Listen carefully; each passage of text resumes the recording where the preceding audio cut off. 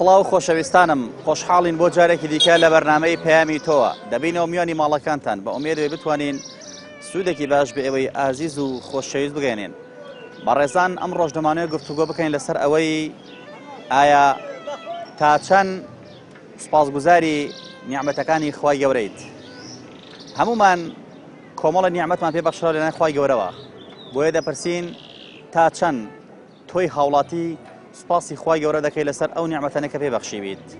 ئایا نیعمەتەکانی تۆ تەنها بەدەمە یاخود بەکردەوە دەیسەلمێنی کە تۆ سوپاسگوزاری خوای گەورەیت. ئێوەی بەڕێز و خۆشەویست بینەرمان بن با بزانین پەیامی هاوڵاتیان چییە سەبارەت بەم بابەتە. فڕوفێڵ لە کەس ناکەم، سەنعات چیم، تااقەتی فڕوفێڵم نییە، سوپاسی خواکەم. یعنی ئێمە ئەتوانین بە وشەیەکی خۆش بە کەلیمەیەک ئەتوانین دڵی دەوروبەرمان خۆشکەین.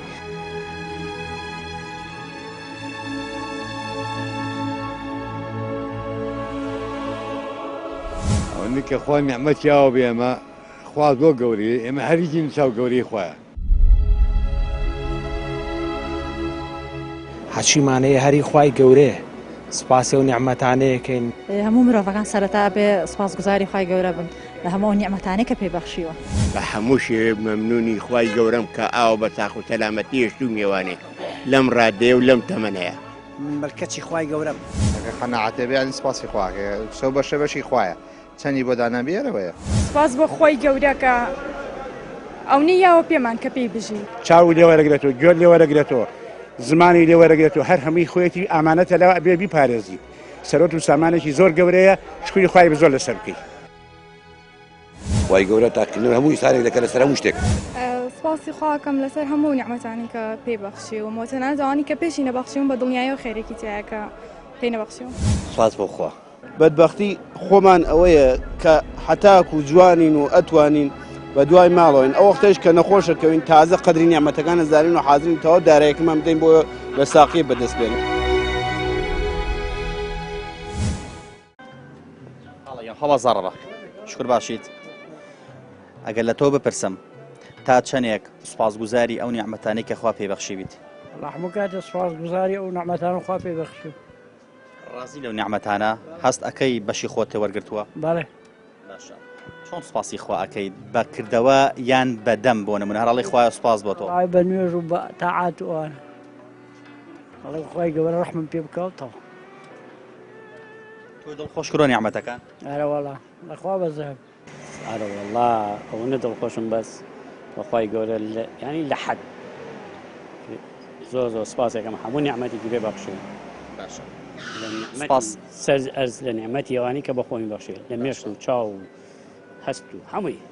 سوپاسکردنەکەی تۆ تەنها هەر بەدەمە یاخود بەکردەوە ئیسەلمێنی بۆ خوا؟ بەکردەوە ئیسەلمێنیم، خیانەت ناکەم، فڕوفێڵ لە کەس ناکەم، سەنعات چیم، تااقەتی فڕوفێڵم نییە، سوپاسی خواکەم.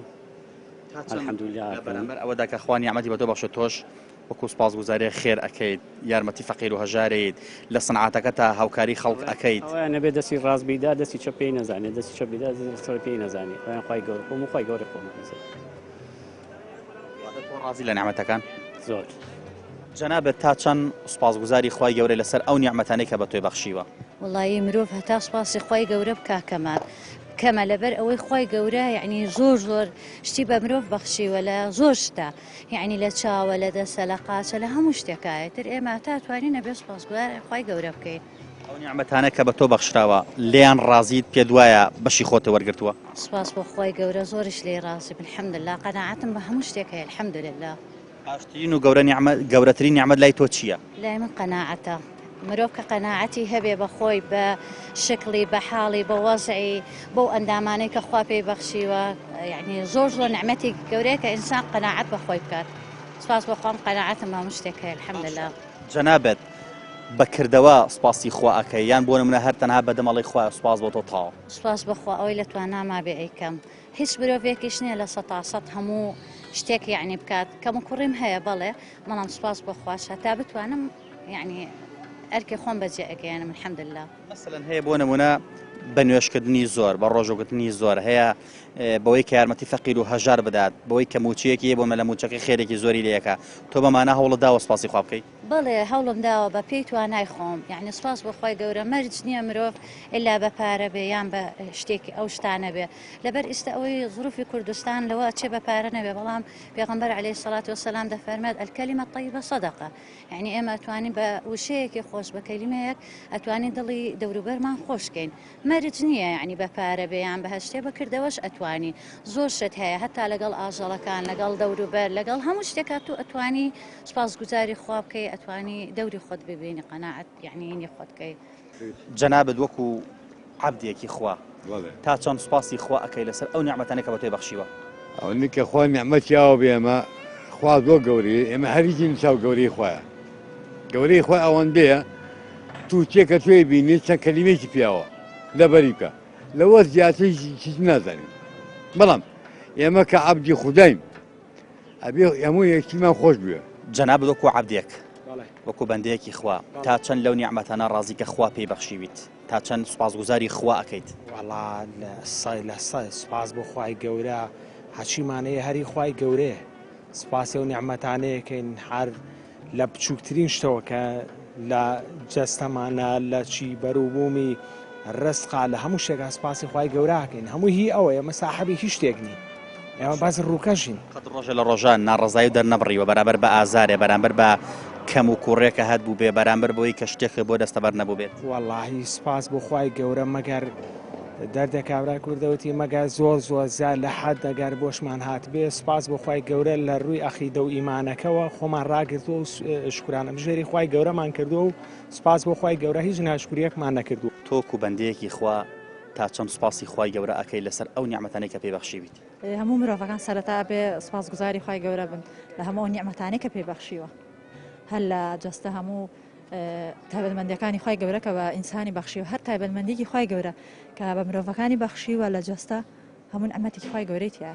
تۆ دوو چاوی ساخەیە سوپاس بەخوا یان جەستە و ساخە هەیە نەخۆشەیە چاوی نیە هەیە بۆمە دەستی نییە لەم کاتەیە تۆ دڵخۆشەکە بە جۆرێکە زۆر زیاتر سوپاسی خوا بکەی؟ زیاتر چونکم هەستەکەی ئەوەی تۆ لە تۆ هەیە لە کەسێکی بەرامبەر تا مەوجود نییە ینی هەستەکەی لەوانەیە ئەو کەسەی بەرامبەری تۆ کە جەستە شینە لەوانەیە بە زیاتر لە تۆ ڕازی بێ هەانە ببی لە خۆت بکەیتەوە. زۆر جار تۆ ئەتوانی کە شتێک یەتە بەردەمە یان تووشی ڕوبەڕووی شتێک ئەبیتەوە لە ژیانە سوپاسی خۆی گەورە ئەەکەی لەسەری ئایا خراپێت یان نا طبعا ئەو شتانە کە یەتە ڕێمان دڵنیا بن کە ڕەحمەتێکی خۆی گەورەی تایە هەمیشە بەزار کە سوپاسی خۆی گەوراکەی لە زیکرەکانەوە بە کردارەکانیشمان لەگەڵ خۆی گەورە سوپاس گوزارن. چی بۆ کەسانە ئەڵێ کە سوپاسگوزارن یاخود قەناعەتیان بەوە نییە کە خوا پێی بەخشیوە؟ بەس ئەڵێم سەیری جەستەی خۆتان بکەن لەگەڵ کەسێکە کە بەشێک لە جەستەی نییە.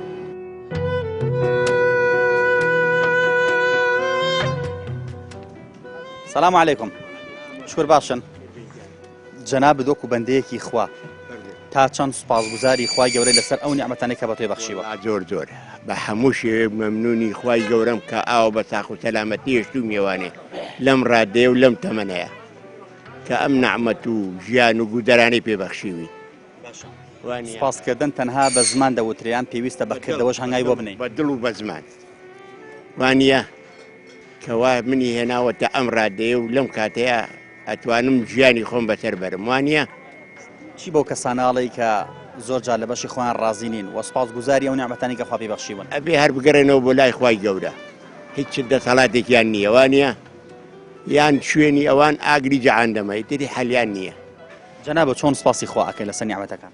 زۆر زۆر زۆر زۆر سوپاسی خوای گەورەکەین بۆ ئەم لەش ساغیە بۆ ئەم نیعمەتە خۆشانەی کە خوا پێی داوین. کاتێککە سەیری خۆ دەکەی سوپاس بەخوا زمانێکی پارا و شیرینت هەیە دوو چاوی ساخت هەیە بیستنێکی باشە دێ سوپاس بەخوا جەستە و ساخە کەسێکە بینی خوار خۆت کە ڕەنگە ئەمانەی تۆی نەبێ یاخود کەمتری لە تۆ هەبێت ئەمە زیاتر دڵخۆش ناکە بۆی سوپاسی خوای لەسەرکەی. ئێمە حەقە هەر پێنج فەرزەکە دوای نوێژەکان سوپاس و ستایشی خوای گەورەکەین سەری سوژدە بۆ خوای گەورە دانوێنی. تۆ جەنابەت تەنها بە زمان سوپاسی خوا ئەکەی لەسەر نیعمەتەکان یان کردەوە؟ بەکردەوە و بە دڵیش.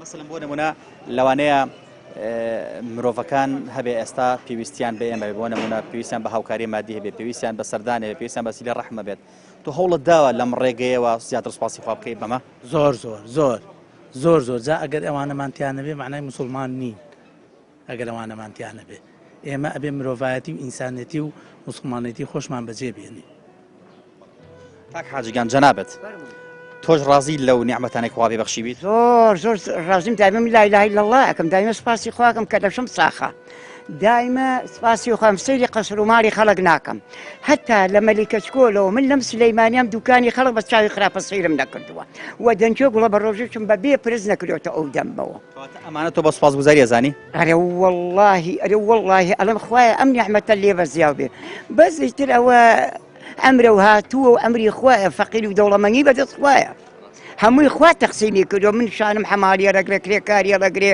کە ناسیە لەگرێ هەتا بۆ نمونە کە ناسم ئێستا لەم گەڕەکەیە هیچ ئینی ئەوە ناکەم بەس سوحبە زۆر لەگەڵ خەڵکەکەم تۆزە ئەومە خراپە ناوەش هەتا لە دینیشە ئەگەر شتەکان لە سنوو دەرنەچن بۆ نمونە سوعباتکردنێ خەندە خستنە سەر لێوی خەڵک ئەمەش عیبادەتە وانە من حەز لە هەموو کەسیش ناکەم سوعبەتی لەگەڵکەم بابەتێک نەبێت بزانم تووڕە ئەبێت مەرحەباشی ناکەم مەبەستی من ئەوەی بۆمە تۆ ئەگەر بتانی بەکردەوە خەڵک دڵخۆشکێ خەندەخە لەسەر لێوی خەڵک ئەمە عیبادەتە خۆی بۆ خۆی ئەرێ وەڵڵی وایە کە جەوی نییە ئەڵێم بەوە فلان کەس فلان دوکانار فلان کەس یان کاکە براوە بوو بێتاقەتی یا لێم تووڕە بێتۆزە یا لێ وەڵی ئاوای و ئاوای هێنمە تایم ئەیانمە تایم دڵی خۆشەکەم چی بۆ کەساناڵی کە سوپاسگوزاری نیعمەتەکانی خوانین هەموو من مەمنونی ئەو کەسانم کە سپاس و هەتا لە ئاوەکەی خوا بەزیاو بێ و لە گەنمەکەی و لە جوۆکەی و لە میوەهاتەکەی و لە حیواناتەکەی کە ڕۆنی خوێ و دۆی ئەخورێ و لە عەرزەکەشی کە پیاڕۆن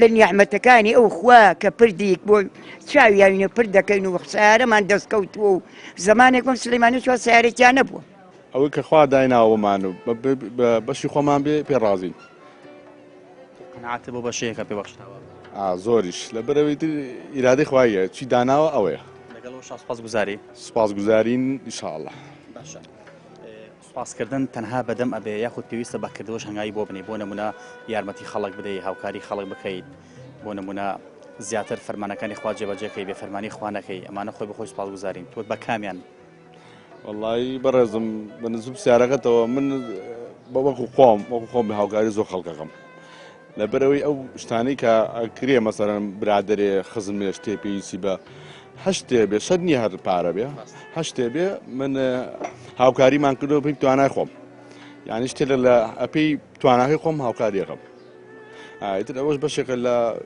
ئیشە جوانەکانی خوا کە بۆ مرۆڤەکانی داناوە ئەوە چییە پێت کاڵەکە بەڵێ نیعمەتە وایە بەڵێ باشە تا چۆن سوپاسی خواکەی لەسەر نیعمەتەکان کە پێبەخشی بیت قەن هەموو دنیا سوپاسی خواکەم بەقەن هەموو دنیا سوپاسی خواکەم کە خوا بەخشیوین تەنها بە زمانیان بەکردەوە بەکردەوەش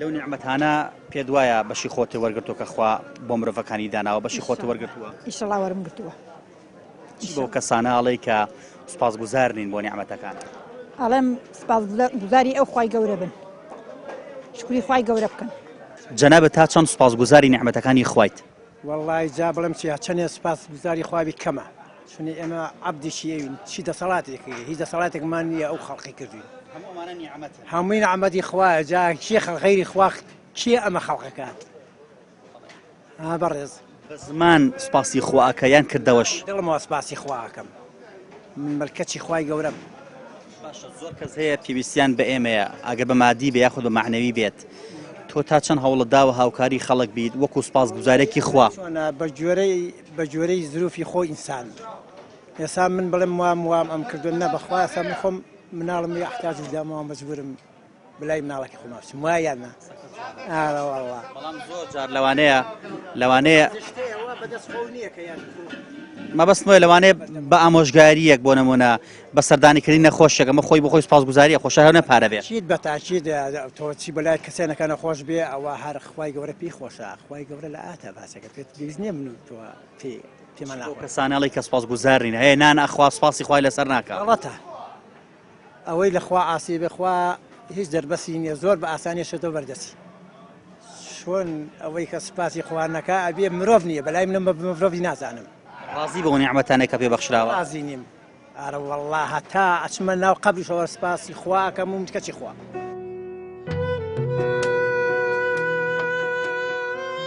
جەنابەت وەکو کاسبێک وەکو پیشەوەرێک تا چەند سوپاسی خوای گەورە ئەکەی لەسەر ئەو نیعمەتانەی کە بە تۆی بەخشیوە؟ واللهی لەخوا بەزیا بێت ئینسان لەم ڕۆژە یەکەم شت لەشی ساق بێت، نمشیش خوا لە بەڵاو نسیبەت بە دووری کات، ئیترەوە حەمیەتی و قەناعەتیش لە هەموو شتێ مهمترە. ئینسان کە قەناعەتی هەبێت بە کەم بەرەکە دیدێکە، قەناعەتیشی نەبێت ئەوە هیچ وە. پێت وایە قەناعەتکردن جۆرێک بێت لە سوپاسکردنی خوا؟ طبعا ئەگە قەناعەت هەبێت یانی سوپاسی خواکە، سەو بەشە بەشی خوایە، چەندی بۆ دانابێرەوەیە. جەنابەت کە ڕۆژانە خەڵک دێتە لات هەوڵت داوە هاوکاری خەڵک بکەی لە ڕووی سەعرەوە، لە ڕووی ئەوەی کەسێ پارەی پێ نەبێ هاوکاری بکەی، مەش خۆ دەزانین جۆرەکە لە سوپاسکردن پێت وایە ئەمەت کرد بێت، هەوڵت داوە ئەمەدا پێت وانە خۆی گەورە ئاگادارە خەڵکیش لەوانەیە بزانەوەی کات پێ بۆ لامان ئاخۆی چۆنە هاوکاریەکەیت. خۆی لە ئەسڵدا سوپاسکردنی خوا بە تەنها بە زمانە یان بەکردەوەشە پێویستە بەکردەوە هەنگای بۆ بنین. وەڵا خۆی کە کردەوەت نەبێت زمانەکە نییە، خۆ تۆ کە کردەوەت نەبێت زمان چۆن نەبێت. کابرایەت بۆ لا دەکە تەکلیفی شتێکی لێکاگە هاوکارینەکەی با زمانە تاوەرە قسە خۆش بێ لەگەڵێ. تۆ کاتێک کە سوپاس بخوا دوو چاوی ساخت هەیە، گوێچە سوپاس بخوا باشە، زمانێکی پاراود هەیە، جەستت ساخە لە بەردەم مناوەستاوی ئێستا. کاتێک کە سیر ئەەکەی لە خوار خۆتەوە کەسێک یەکێ لەم ئەندامانی جستەی تۆی نییە یاخود زۆربەی نییە، هەست ئەەکەی زۆر دڵە خۆشەکات و زیاتر سوپاسی خوای لەسەر بکەی؟ ئەیتەوان ئینسان کە لەشی ساق بێت نوقسان نەبێت لە هەموو شتێک خۆشترە، بەڵام کە نوقسانیش بێ و بەشی خوایە. ئەم بەڕێزە پێی وایە لەشی ساخ زۆر دڵخۆشی ئەکات و یەکێکە لە نعمەتە گەورەکان کە پێویستە مرۆڤ سوپاسی خوای گەورەی زۆر لەسەر بکات. بەڵام بەداخەوە زۆرێک لە مرۆڤەکان زۆر جار جەستەی ساغ بە نیعمەت نازانن و ئەزانن تەنها نیعمەت هەرەوەیە کە سەرۆت و ماڵێکی زۆری بەسەردا بڕژێت و بەدڵی خۆی ئەوەی کە بیەوێت و ئەوەی کە پێویستی بێ بیکڕێت. بەڵام بەڕاستی ئەگەر ورد بینەوە خۆی بۆ خۆی گەورەترین نیعمەت جەستەی ساخە. ئەم زمانە من کە ئێستا قسەی پێ یەکەم گەورەترین نیعمەتە، هەرخوا ئەتوان لێرەدا ئێستا زمانی من بگرێت و یەک وشەیترم بۆ نەوترێت. وەیە پێویستە هەمومان سوپاسی خوای گەورە بکەین لەسەر هەموو ئەو نیعمەتانەی کە پێ بەخشیون، لەسەر ئەوەشی کە پێی نەبەخشیون، چونکم دڵنیا بنەوە هەر نیعمەتێکش کە پێمان نەبەخشراوە خوای گەورە قازانجی ئێمە ئەوێت، دیارە حکمەتێکی تێدایە بۆیە پێی نەبەخشیون. ئەوانەی کە کڕێتن نیعمەت خوایە؟ بەڵێ. سوپاسی خوا لەسەر ئەو نیعمەتانە. وەڵڵی ناڵێم یعنی سوپاس بۆ خۆی گەورە کە ئەو نییاوە پێمان کە پێی بژین، یعنی مهم ئەوەیە کە جەستەیەکی ساقمان هەبێت، مهم ئەوەیە کە خۆش بژین لە ژیانە هەموو شتێک. سوپاسکردن تەنها بە زمان ئەبەیان پێویستە بەکردەوەش هەنگاوی بۆ بنین؟ وەڵا بەکردەوە زیاتر شەرتە. کەسانە ئەڵەی کە سوپاسی خوا ناکەن لەسەر نیعمەتەکان، بۆ نمونە بەسیترین شت هەیە نان ئەخوات دوای ناخواردنەکە سوپاسی خوا لەسەر نیعمەتەکان ناکە. وەڵڵاهی ئەوە نازەم کارێکی زۆر نەشیاوە ئەوە کە یعنی هیوا هەیە نانەکە ئەخوات تێر بە دڵی خۆی ڕاتە دواوە جاریواڵێ خوا ئەم نانە ببڕێ، یعنی تێریش بووە سکی کە ئەچێتە دواڵێ خوا ئەم نانە بڕ، ئەوە کەی نان بوو بە بۆڵە بۆڵ و بە قسەی ناشرین بە خێزانی بێ بەو چواردەوری بێ کە ئەو نانێ حازر کردووە.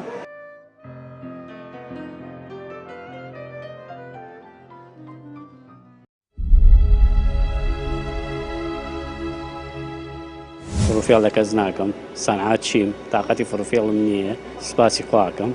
یعنی ئێمە ئەتوانین بە وشەیەکی خۆش بە کەلیمەیەک ئەتوانین دڵی دەوروبەرمان خۆشکەین.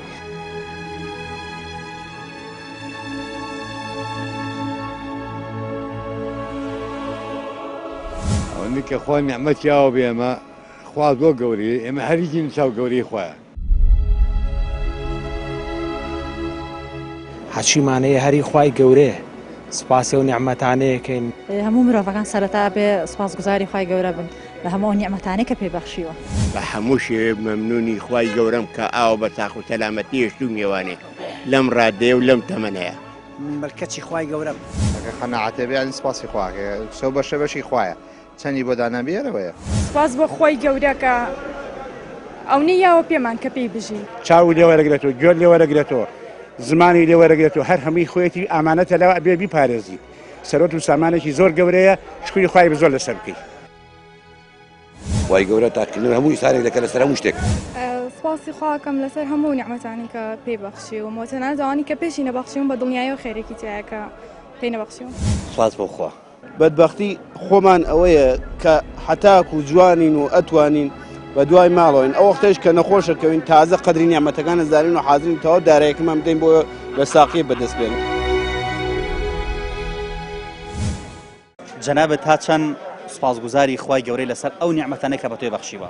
زۆر خۆم بە بەختەوەرە زانم کە خوا ئەم دنیای پێ بەخشیوم ئەو دینی ئیمانیانێتی ئەو دەست و دڵ و چاو قاچە یانێتە کە هەستی پێ بکەیت کە شکری نیعمەتەکانی بکەین. ئێمەی مسلمان دایمە بێ فکری خوامان دەبین نەچێت چونکە خوا بەرژەوەندی لەسەر هەر هەموو کەسی عەبدێکەوە. خوا نەخواست ئەگەر ڕۆژە لە ڕۆژان ئەندامێکی جەستە خوا لە دەرگرێتەوە. هەر سوپاسی خوای لەسەرەکەی شکری خوا بکەیت چونکەوەی خۆیەتی چاو لێوەرەگرێتەوە گوێر لێوەرەگرێتەوە زمانی لێوەرەگرێتەوە هەر هەمووی خۆیەتی ئامانەتە لەوە ئەبێ بیپارێزیت سەرۆت و سامانێکی زۆر گەورەیە شکری خوای زۆر لەسەر بکەیت. چی بۆ کەسانە ئەڵێ کە سوپاسی خوا ناکەن؟ ئەو کەسانە خوا خەسارمەندی کە خوا نەیکردون خۆیان خەسارمەند بوون کە خوا غەدر لە کەس ناکات. خوای تەبارەک و تەعالا لە دایک و باوک بە زۆر بەڕەحمتر و دڵسۆزترە. ئەو کەسانەی کەوا خۆیان ئەخلافێنە خۆیان چاواشەکەن زۆر دواکەوتون پاشە ڕۆژ چاوەڕی خراپە بکەن. جەنابەت تا چەند سپاسگوزاری خوای گەورەی لەسەر ئەو نیعمەتانەی کە پێی بەخشیویت؟ نیعمەتی خوایە سپاسگوزاری دەبی هەتا سپاسگوزاری بکەیت. هەوڵت داوە بەکردەوە سپاسی خوای گەورە بکەیت بۆ نمونە هاوکاری خەڵک بکەیت سەردانی نەخۆش بکەیت کە نانەخوان سپاسی خوا بکەیت. بە هیچ شتێک تەقسیرم نەکردووە تا ئێستا دەستمێژمە لە خوا بەزەوی عەسر فەزلی خوایە شتانە. باشە خوا نەخواستە ئەگەر ڕۆژە لە ڕۆژان خوای گەورەیەکی لە ئەندامەکانی جەستە لێ وەرگێتەوە هەر سپاسی خواکەی هەر دەبێت سپاسگوزار بی زیاتر شکرانە بکەیت. باشە هەیە ناڕزایی دەرئەبڕێت هەیە سپاسگوزار نییە هەیە بە بەشی خۆی قەناعەتی نییە چی بەم کەسانە دەڵێ؟ ئەو کەسانە ساقیتن لە ژانی خۆیان هیچتر نییە ئەژنە تۆ نەبێ بە سپاسگوزاری خوا نەکەی کە ئەندامێکی دەستە نەقوستان بێت. دەتوانێت ئەمە تاقیکردنەوە بێ؟ بە تاکید هەموو شتێک بۆی هەیە خوای گەورە تاقیکردن هەموو ئیسارێک دەکات لەسەر هەموو شتێک ئینجا بێت سپاسگوزار بێ خوای گەورە ڕەحمت پێ دەکا و کاتە. جەنابەت و عەبدێکی خوا بەندەیەکی خوا تا چەند سپاسی خواکە لەسەر نیعمەتەکانی؟ سپاسی خواکەم لەخوا بەزیا بێ و حەمد و سەنای خواکەم و پشت بە خوای گەورە میلەت سەرکەوتووە بێ و لە دەست دوژمن نەجاتمانە بێ. باشە کاتێک تۆ جەستە و ساخە هەست ئەەکەی کە دەروونە زۆر ئارامە و ئامادەی تایە زیاتر سپاسی خوا لەسەر بکەی؟ بەڵێ بۆ هەموو شتێ سپاسی خواکەم. باشە بە قەناعەتی بەڕێزت سپاسکردنی خوا تەنها بە زمان ئەبیان پێویستە بەکردەوەش هەنگاوی بۆ بنین؟ بەکردەوە شەنگای بۆ بنێت و بەدڵی شەنگای بۆ بنێ. جەنابەت تا چەند سپاسی خواکە لەسەر نیعمەتەکانی؟ سپاسی خواکەم لەسەر هەموو نیعمەتانی کە پێی بەخشی و مۆتەنازەوانی کە پێشی نەبەخشیون بە دڵنیایی و خێرێکی تایەکە پێی نەبەخشیون. بەکردەوە سپاسی خواکەیە تەنها بە زمان بۆ نمونە ڕەفیقێکە پێویستی بە تۆیە نەخۆشە بچی سەردانی بکەیت ئایا لە ڕووی مادی بێ یاخود لە ڕووی معنەوی بێت هاوکاریکردنی خەڵک ئەمە جۆرێک لە سپاسکردن بە دڵنیاییەوە یعنی هاوکاریکردن ئەوەش بەشێکە لە سپاسکردنی خوای گەورە. چی بۆ کەسانە ئەڵێی کە سوپاسی خوا ناکە لەسەر نیعمەتەکە؟ وەڵا یعنی ئەوە شتێکە بێت تۆ ئیمانەکە و هەبێت ئەنجا و کات یعنی ئەوە نیەم شتێکیان پێ بڵم ئەوان بە قسەی من کەن بێتە خوای گەورە ئیمانیان پێ بەخشێ ئەو کاتێ ئینشەڵڵا سوپاسی خواکەن. خوا بەزار بە بەخێری ئەمانە نیعمەتن وایە؟ ئەرە وەڵا نیعمەتە هیچ. جەنابەت تا چەند سوپاسی خواکە لەسەر ئەو نیعمەتانەی کە بە تۆی بەخشی؟ وەڵڵاهە ببێ و نەبێ هەر سوپاسی خواک ئەو هەموو نعمەتەی پێماندا یانە نەیبینینەوە شتە هەر ئەوەندە لەشمان ساقە لە هەموو شتێ چاکترە ئیدی هەر قەرارنی هەموو شتێ بە پارە بێت و هەموو شتێک بە نیعمەت فراوانی هەر لە ستاقیەکەمان سەر هەموویەتی. هەندێک کەس پێی وایە نیعمەت تەنها ئەوەیە کە سەرەوت و ماڵی هەبێت و بەدڵی خۆی ئەوەی پێ خۆشە بیکڕێ ئەمە ڕاستە؟ هەیە میلیاردها میلیارد دۆلاری هەیە لەشی ساق نییە یاخودا منداڵێکی پێ نەداوە حازرە تەواو داراییەکەی بدا بۆ ئەوەی لە شتاقیە بەدەستبێنێ. بەدبەختی خۆمان ئەوەیە کە حتاک و جوانین و ئەتوانین بە دوای ماڵەوەین ئەو وەختەش کە نەخۆشەکەوین تازە قەدری نیعمەتەکانە زانین و حازرین تەواو داراییەکەمان بدەین بۆ لە ساقی بەدەستبێنین. لە ساقی لەوەک چاکتر دەستی ساق چاوی ساق لاقی ساق. چی بۆ کەسانەڵێ کە سوپاسی خوا ناکەن؟ چاوەڵا چی بڵێم پیاوتوانێت چی بڵێ هەر لە ڕێ ئەوە هەیە کە پیاوتوانە قسەیەکە بەوانە سپاسکردن تەنها بە زمانە بەیان پێویستە بەکردەوەش هەنگای بۆ بنین هەموو شتێک بە زبانی ئەیکردەوە وەختێکە من فقط بە قسەکردن بێت و خۆم کردەوە منە بێ ئەو قسەی من خۆی هیچ ئەسەرێکی نییە سە بۆ نمونە دانێگا لەم لۆقبە قازیانە مناڵێک لێوە دێ هەست ئەەکەیت پارەی پێنێ لە تۆی بکڕێت ئەگەر تۆ دانێکی بەیتێبی خوات پێ دوانێ مە سپاسکردنی خوا بێ بەرێوەڵە بۆچی نییە وەڵاهی بارها پێش هاتووە ئافرەت هاتووە دوو منداڵی لەگەڵ بووە منداڵەکەی زانیمە کە پارەی پێنێ بە قورئان بە دوای ڕۆشتوم وتومە کوڕە لە من کەم نابێتەوە ئەمە سپاسگوزاریە ئەوەی سپاسگوزارن کە بڵێ چی وەڵاهی بەدڵنیایە سپاسگوزاریە بەدڵنیایە رێ وەڵاهی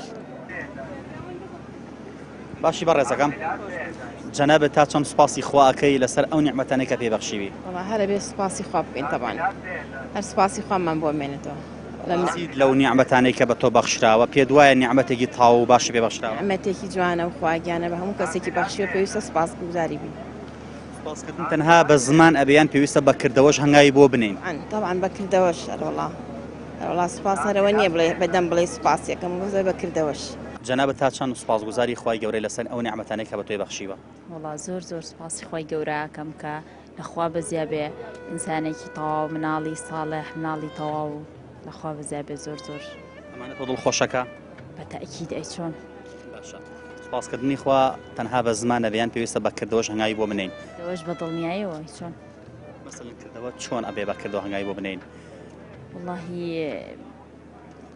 هەموو کەس وایە ینی کە یەکێکە بینێ ینی خۆی لەخوا بەزیا بێ ئینسانێکی تاوا مناڵەکانی ساغ و سەلی من کەسێکە بینێ کەوانە ئیتر زۆر سپاسی خوای گەورە کات و ئەوی لە دەستی بێ بۆ ئەو کەسەی ئەکات کە یعنی ئەو شتانەی نییە باشە بۆ کەسانەڵی کە سپاسی خوا لەسەر نیعمەتەکان ناکەن ناڕازین دایم بۆڵەیان هەیە خوا هیدایەتیان بە ئینشاڵڵەوانی جوایان لێ سپاسی خوای گەورەکەن جەنابەت تا چۆن سپاسی خوا ئەکەی لەسەر ئەو نیعمەتانەی کە بە تۆی بەخشیوە زۆر ینی ڕازی بەڵێ تا ڕادەیەک ینی ئەزانین چۆنا تا ئێستادا تەمەنەی هەمە جارێ هەموو شتەکان نهاتۆتە دی هەنێشتی میستووە ینی لەم تەمەنەی خۆشماکە گونجاوم نهاتۆتە دی بەڵام هەر پێ ڕازم سپاس بخوا باشە ئەوەندە بەس نییە بۆ سپاسکردنی خوا کە تۆ جەستێکی ساخی ئێستا لە بەردەم مناوەستاوی زۆر سپاسەکەم بۆ ئەو هەموو شتێک کە هەمانی من کە کەسێکی ئەبینم کەم ئەندامیان شتێکەوە زۆر سپاسەکەم بەڵام ئەیتر ژیان هەر ڕاستە لەسەرەوە زۆر بەندە بەڵام لەسەر ئاواتانیش کە نایتە دیێوش کە مندامێکە بۆ خۆی منیش کۆمەڵی ئاواتم هەیە لەوانێ نەهاتوێتە دی بەڵام لەگەڵەوە شاپێویستە سپاسی خوا بکەن چکم مەرج نییە هەموو شتێک بۆ من و تۆ دەستە بەر بێت وانە وایە بەتەکی دوایە بەڵام ئیتر بۆ کۆی وتم ینی ئەو شتانی کە نایەتە دیێوش کە مندامێکە بۆ خۆی چونکە جارێ دوو جار تاقیکردنەوە کە لە ژیانە نهاتۆتە دی ئەویش بێئەمەلەکە لە ژیان پێ دوایە سپاسکردنی خوا هەر بە زمان ئەبێ یان پێویستە بەکردەوەش بەدڵ بەکردەوە بە هەموو شتێ بەتەکیت بە زمان نابێت چونکە خۆی گەورە لە نیەتی دڵ ئاگدارە کە تۆ لە دڵۆنێکی خوا خۆی زانێکە ئیتر بە چاکەی نووسیان بەهشتێ چی بۆ کەساناڵی کە سپاسگوزارین کە دایم بۆڵەکەن کە لە نیعمەتەکان ڕازینین دڵنیانەکەمەوە کە هەموو شتێ خێریتایە بۆ سپاسگوزاری خوا بە لە هەموو شتێ باشترە بە خۆمیشەوە بەڕێزەکەم چۆنیت جەنابێت تا چەند سپاسی خواکەی لەسەر ئەو نیعمەتانەی کە بە تۆی بەخشیوە والله سپاسی خواکەم لەسەر ئەو نیعمەتانە تەبعەن زۆر ڕازیت